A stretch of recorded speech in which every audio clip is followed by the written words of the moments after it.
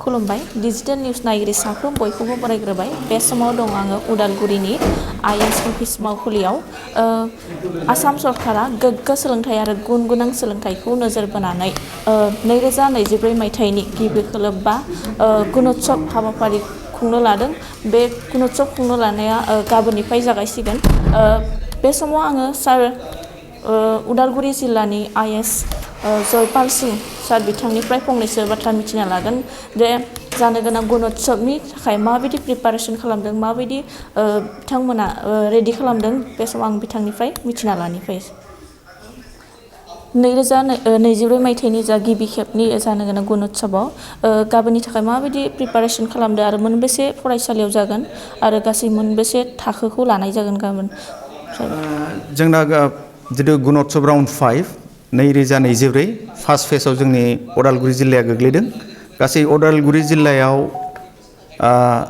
1321 फरायसालियाव गुणोत्सवआ जागोन आरो बेखौ जों गासै 449टा ग्रुप बानायदों, लोगोसे 118 जन लाइसेन्स अफिसार आरो गासै फरायसानि अनजिमाया जादों 86,544 आरो गासै नडाल टिचार जोंना 1321 जन अलरेडि जोङो एपइन्टमेन्ट खालामखांबाय आरो बिनि लोगोसेनो जितु जि गुणोत्सवखौ नायनो थाखाय जोंहा 507 जन एक्सटार्नेल इभेलुएटरफोरनि गोनांथि दङ आरो बेखौ क्लास 1 आरो क्लास 2 अफिसारफोरखौ लानानै आरो लोगोसे साबजेक्ट टिचारफोरखौबो जोङो एपइन्टमेन्ट खालामनाय जादों। जोंनि साखाथियाव थानाय सनितपुर जिल्लानिफ्राय जोङो 70 जन एक्सटार्नेल इभेलुएटर आरो दरं जिल्लानिफ्राय 110, तामुलपुर जिल्लानिफ्राय 49 आरो जोंनिनो गासै उदालगुरि जिल्लानि 299 गासै 528 एक्सटार्नेल इभेलुएटरफोरा बे सानथामनि जितु हाबाफारि बे सानथामनि हाबाफारियाव बाहागो लागोन आरो फरायसालिफोरखौ गाबोननिफ्राय नायगिदिंगोन। आरो बेजों लोगोसेनो जोंनि जितु गुणोत्सव बे राउन्ड गुणोत्सवआव जोंनिया आसाम गभर्नमेन्टनिफ्राय सिनियर अफिसारफोर दा बावैनो सफैबायानो आरो लोगोसे मानगोनां जोंनि गार्जेन मिनिस्टार बिथाङाबो जों खोथा होदों जे बिथाङाबो जोंनि जितु गुणोत्सवनि बे हाबाफारियाव बाहागो लागोन। लोगोसे जोंनि मानगोनां डिपुटि चिफ श्रीजुत गबिन्द बसुमतारी बिथाङाबो गाबोनहाय बननगुरि हाइ स्कुलावहाय थांनानै एज एन एक्सटार्नेल इभेलुएटर हिसाबै बाहागो लागोन आरो जोङो खावलायदों जोंनि मानगोनां एम बिथांमोनखौ आरो लोगोसे जोंनि जेसेबां लकेल एमएलएफोर दङ बिथांमोनखौ जोङो खावलायदों एज एन एक्सटार्नेल इभेलुएटर हिसाबै जों बे जि गिदिर जि फरायसालिफोरखौ जौगाहोनाय आरो गुन गोनां सोलोंथाइ लानायनि जि फोरबो बे फोरबोआव बाहागो लानो थाखाय जों खावलायदों। एलपि आरो इउपि लानाय गासिबो एलपि एमइ हाइ स्कुल बेसिम गासिबो लानाय जागोन। सानथामनि जोङो खैराबारियाव जोंहा मोनथाम ब्लक दङ जोंनि उदालगुरि जिल्लायाव खैराबारि, माजबाद आरो उदालगुरि। गिबि सानावहाय जोङो 448 स्कुल, खैराबारियाव 175, माजबादाव 114, उदालगुरि जिल्लायाव उदालगुरि ब्लकआव 159। नैथि सानाव खैराबारियाव 174, नैथि सानाव 114 आरो उदालगुरियाव 159।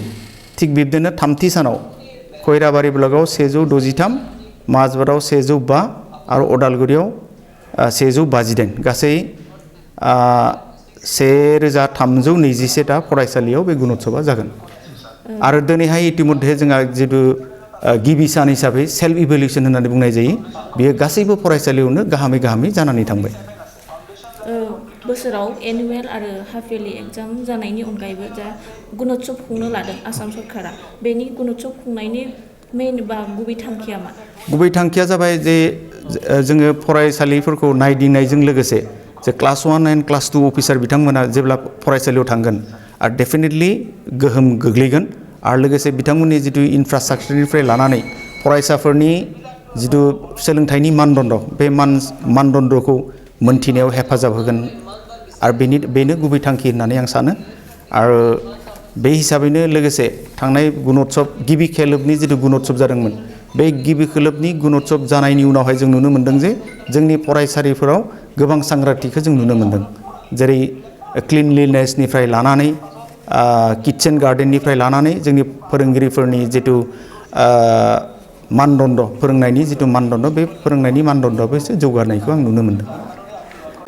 A very good message to all that at Udalguri town, a course on hotel and hospitality management in the name of Northeast Institute for Hotel and Hospitality Management, NEIHHM, affiliated under Simanta Sankardev University, is introducing 1-year certificate course and 2-year diploma course in hotel and hospitality management. So hurry up for admission for the year 2024-25, which is going on, and for further queries can contact 99572 93454 and 739955 9426.